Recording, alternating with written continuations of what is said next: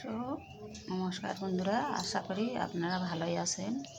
তো আজকে দুপুরের মেনু ভেজিটেবল ভাজা, মসুর ডাল আর টমেটো দেওয়া আলু সিদ্ধ। তো টমেটো আলুটা সিদ্ধ করে নিয়েছি, আর দেখছি এখানে দুটো কাঁচা লঙ্কা নিয়েছি। এটাকে লঙ্কাটা ডুবে নিব। টমেটোটা ছিলে নিয়েছি, লঙ্কা মাখবো। তো কার কার এরকম সিদ্ধ খাওয়ার ইচ্ছা তো কমেন্টে জানাবেন।